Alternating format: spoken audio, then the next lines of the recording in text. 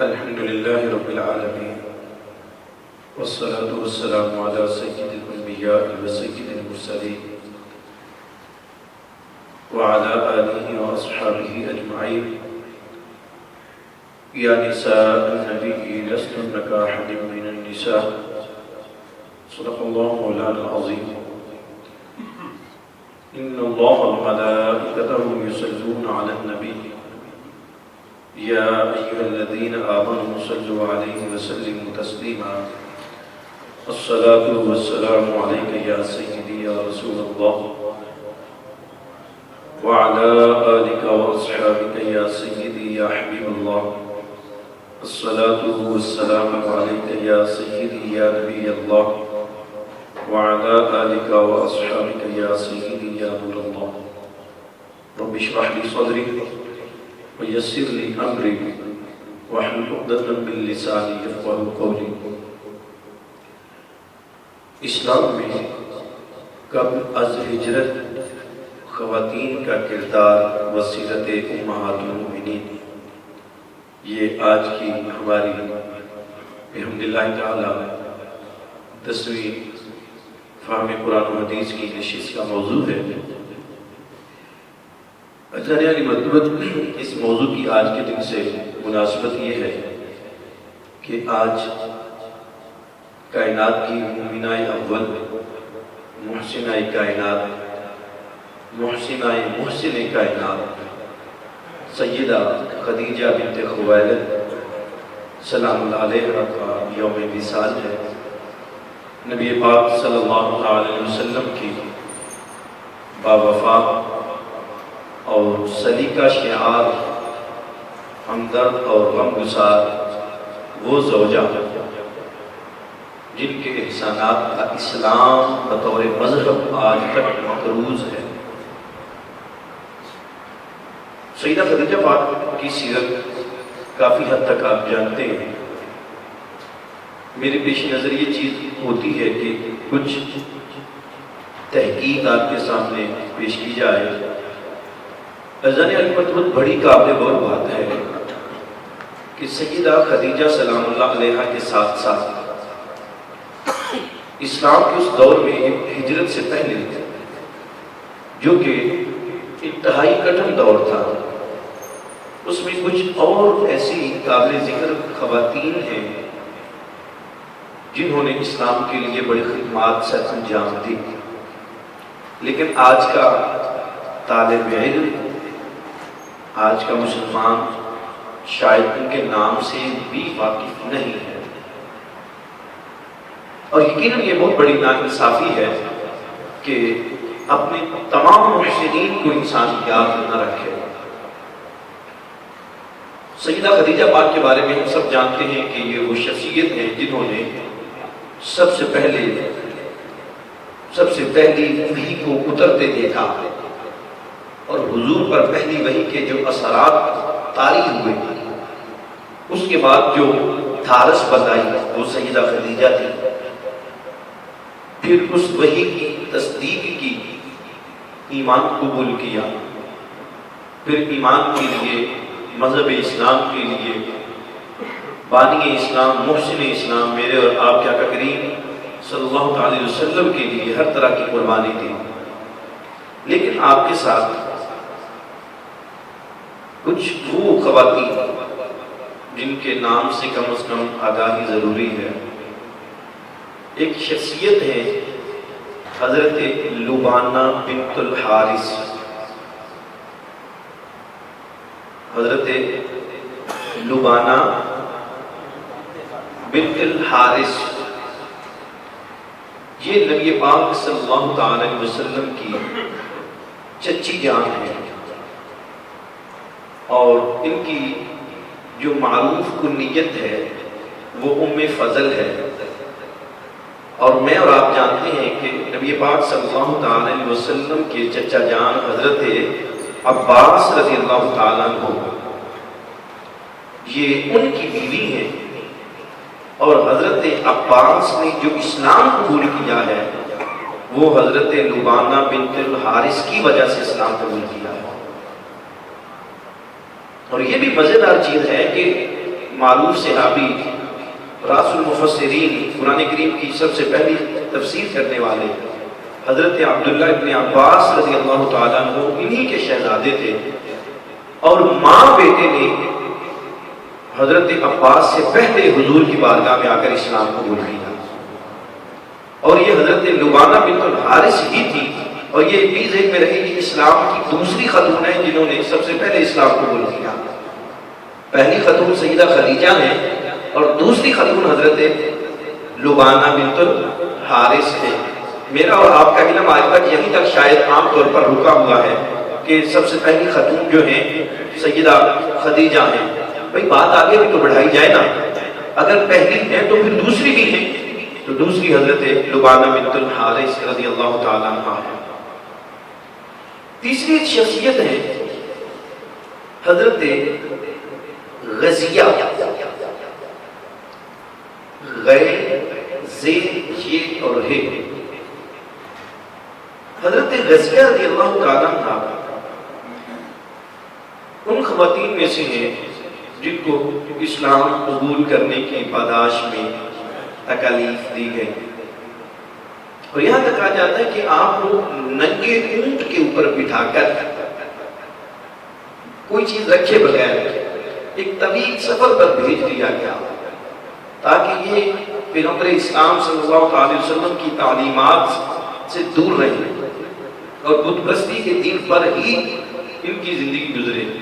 لیکن یہ حضرت غزیہ رضی اللہ تعالیٰ عنہ جو ہیں تمام انہوں نے تکالیف برداشت کی، لیکن حضور کا دامن نہیں چھوڑا، اور صرف یہاں تک نہیں، واپس مکہ میں تشریف لائیں، اور مکہ میں تشریف لانے کے بعد انہوں نے ہجرت کی سعادت بھی حاصل کی ہے، اور ہجرت کے بعد مدینہ پاک آ کر انہوں نے حضور کی بارگاہ میں عرض کیا تھا، حضور مجھے بھی اپنے عقد میں قبول فرما لیجئے۔ کچھ تقاضے تھے، حضور نے ان کا شکریہ ادا کیا، لیکن آپ نے ان کے ساتھ نکاح نہیں فرمایا، لیکن اسلام کے لیے انہوں نے بڑی خدمت سر انجام دیا۔ حضرت ام شریک رضی اللہ تعالیٰ عنہ ایک صحابیہ ہیں، بعض مورخین کا یہ ماننا ہے کہ یہ حضرت غزیہ کا ہی دوسرا نام ام شریک ہے۔ ایک اور خاتون ہے حضرت فاطمہ بنت الخطاب، نام میں نے آپ کے سامنے عرض کر دیا ہے، میں آگے چند لفظ بولوں گا تو ہم سب جان جائیں گے کہ یہ کون ہے، لیکن ہمیں صرف اتنا بتایا کہ آپ بہن وہ گھر میں قرآن پڑھ رہی تھی، آئے دروازہ کھٹکھٹایا، کیا کر رہی ہو؟ کہا قرآن پڑھ رہی ہو۔ مارنا شروع کر دیا، اور ماں نے کہا اچھا، غصہ ٹھنڈا ہوا، کہا وہ کیا پڑھ رہی تھی؟ ذرا سامنے تو لے کر آنے والے کون تھے آپ جان گئے؟ سیدنا فاروق اعظم رضی اللہ تعالیٰ عنہ، یہ ان کی بہن تھی حضرت فاطمہ بنت الخطاب رضی اللہ تعالیٰ عنہ، اور یہ مکے کی کہتے ہیں کہ پہلی خاتون ہے جو لکھنا جانتی تھی۔ حضرت کیا نام ہے پورا؟ فاطمہ بنت الخطاب، حضرت عمر بن خطاب رضی اللہ تعالیٰ عنہ کی بہن ہے، اور انہوں نے بھی بہت زیادہ ابتدائی اسلام میں ہجرت سے پہلے دین کی خدمت کی ہے۔ ایک ہے حضرت شفا بنت عبداللہ، حضرت شفا بنت عبداللہ رضی اللہ تعالیٰ عنہ، یہ سیدنا فاروق اعظم رضی اللہ تعالیٰ عنہ کی پھپھو جان تھی، اور وہ تنام خواتین کے ہوتی ہیں نا کہ آپ ابھی بھی ہمارے کلچر میں ہے کہ ان کا ذرا لوگ گھروں میں آنا جانا ذرا زیادہ ہوتا ہے، محلے کی خبر، علاقے کی خبر، معاملات کے اوپر گفتگو شنید دیگر خواتین کے ساتھ زیادہ کرتی ہوتی ہے، تو یہ جو حضرت شفا بنت عبداللہ تھی یہ کام کرتی تھی، لیکن یہ کام لوگوں کے گھروں میں معاذ اللہ لگائی بجائی والا نہیں کام کرتی تھی۔ جس گھر میں بھی جاتی تھی صرف ایک ہی بات کہتی تھی کہ محمد بن عبداللہ جو بھی کہتا ہے سچ ہی کہتا ہے، ہاں کہ ہم تو جہالت کے اندھیرے میں ہیں، بہت بڑا نور آ گیا ان کی وجہ سے ہمارے پاس، بہت بڑی ہدایت آ گئی ہمارے پاس۔ جاتا ہے کہ یہ حضرت شفا بنت عبداللہ نے 70 سے زائد خواتین کو اسلام کے دامن میں داخل کیا۔ یہ ہے ہماری تاریخ، یہ ہے ہمارا ورثہ، ہم ان کے ماننے والے ہیں، ہم ان کے روحانی بیٹے ہیں، ان ہستیوں کے۔ پھر اسی طرح ایک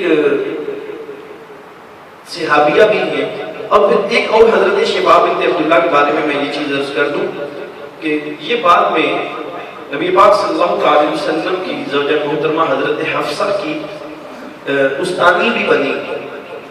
آپ کو چونکہ اتنا پڑھنا نہیں آتا تھا تو حضور نے ان سے عرض کیا تھا کہ آ کے حفصہ کو آپ پڑھایا کریں، اور یہ حضرت حفصہ رضی اللہ تعالیٰ عنہ کو آ کے پڑھایا بھی کرتی تھی۔ ایک اور صحابیہ ہے حضرت سعدہ بنت قریش۔ حضرت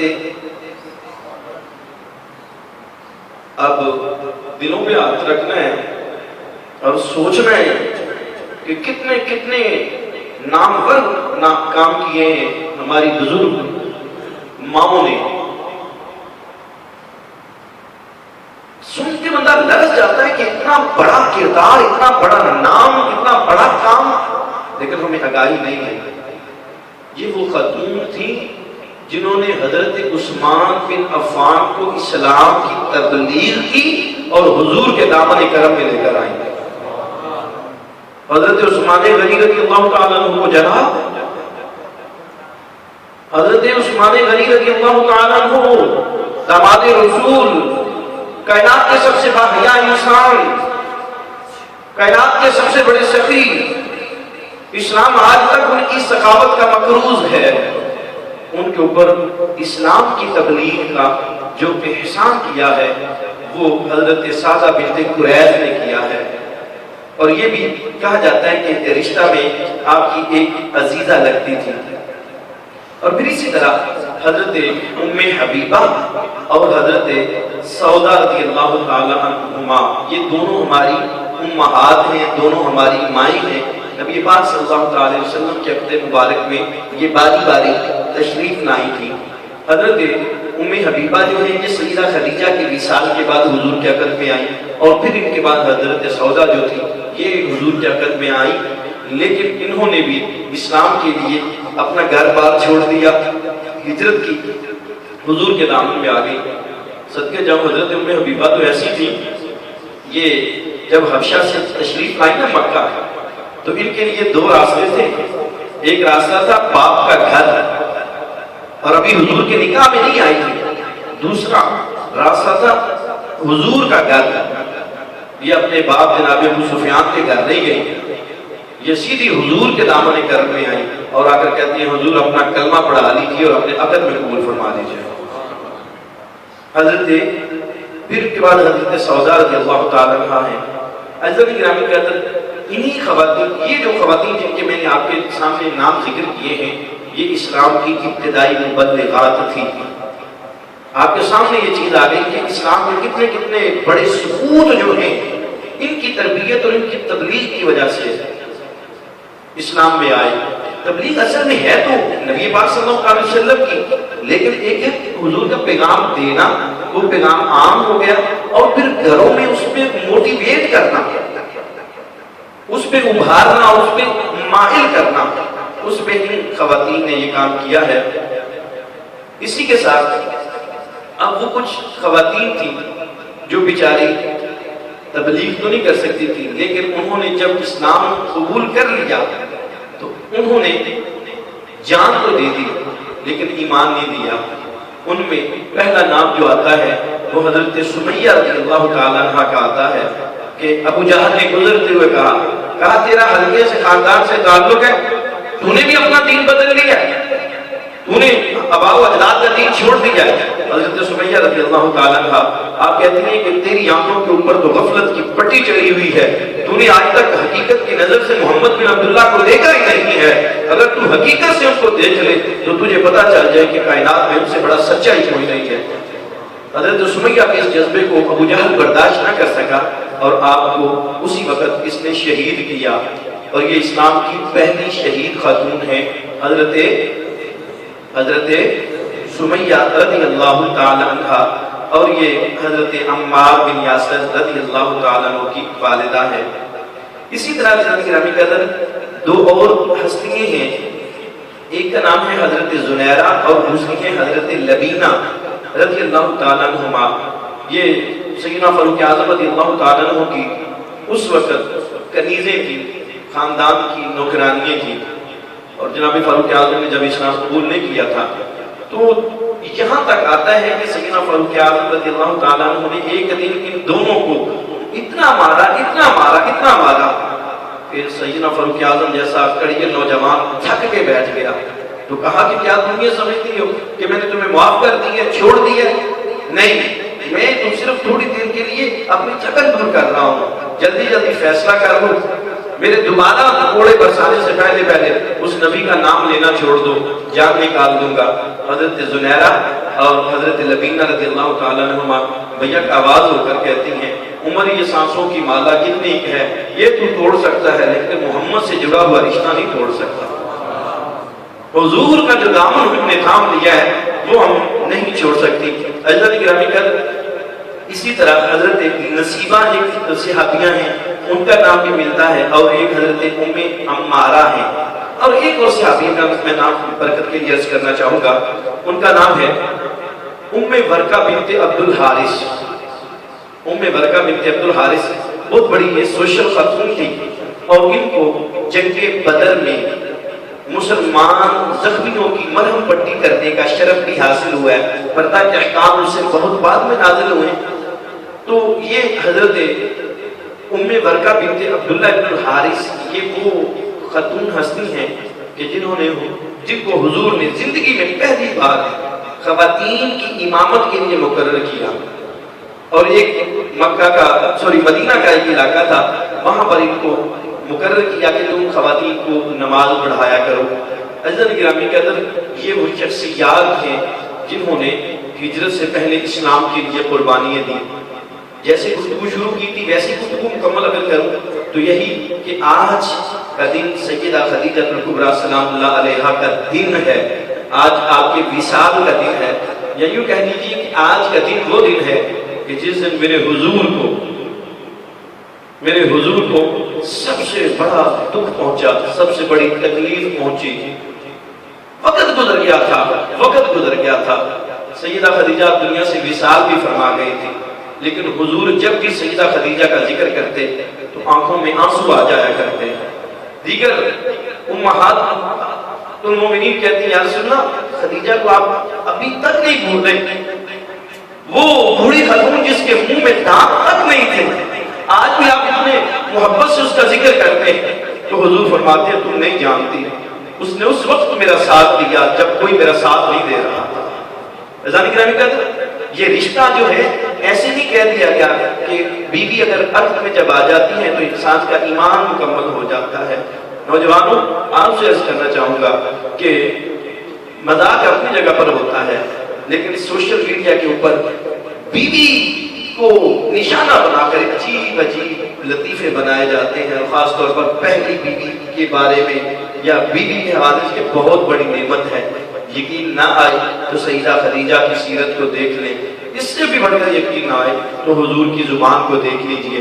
حضور فرماتے ہیں کہ خدیجہ سے اللہ نے مجھے اولاد بھی عطا کی، اور خدیجہ جتنا دکھ مجھے دنیا میں کسی کا دکھ نہیں ہے۔